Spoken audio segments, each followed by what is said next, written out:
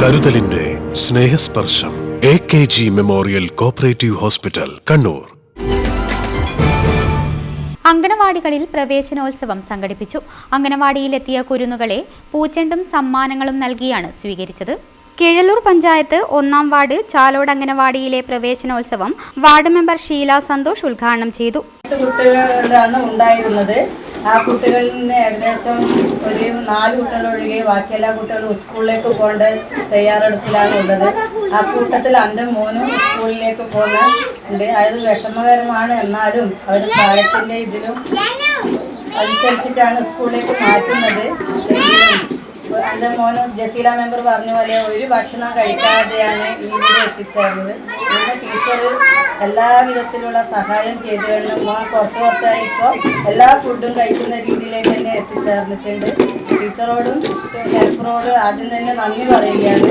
വിഷമമുണ്ട് എന്ന് പോകുന്നതിൽ. എന്നാലും കുട്ടികളെ വിദ്യാഭ്യാസ ബന്ധപ്പെട്ട് തന്നെയാണ് ആക്കുന്നതെങ്കിലും നമ്മൾ കഴിയുന്ന എല്ലാ സഹായങ്ങളും അംഗൻവാടി. പഞ്ചായത്ത് അംഗം സി ജസീല അധ്യക്ഷത വഹിച്ചു. വെൽഫെയർ കമ്മിറ്റി അംഗങ്ങളായ PK സനീഷ്, P സന്തോഷ്, നിഷാകുമാരി എന്നിവർ സംസാരിച്ചു. അംഗനവാടി വർക്കർ EK ശ്രീലത സ്വാഗതവും ഹെൽപ്പർ ബീന KK നന്ദിയും പറഞ്ഞു. കൂടാളി പഞ്ചായത്ത് 11-ാം വാർഡ് മൂലക്കരി അംഗനവാടിയിലെ പ്രവേശനോത്സവം വാർഡ് മെമ്പർ P അമൽ ഉദ്ഘാടനം ചെയ്തു. പ്രിയപ്പെട്ടവരെ, നമ്മുടെ കുരുന്നുകൾ നമ്മുടെ ഈ വലിയ ലോകത്ത്, അറിവിൻ്റെ ലോകത്തേക്ക് കാലെടുത്ത് വെക്കുന്ന ഒരു ദിവസം കൂടിയാണ് ഇന്ന്.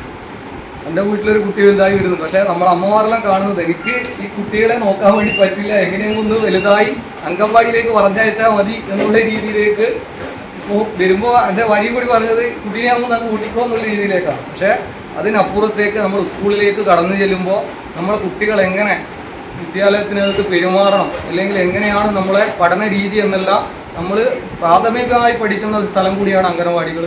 ASHA worker Shaja, CDS member Sheena, anganwadi worker Sunitha എന്നിവർ സംസാരിച്ചു.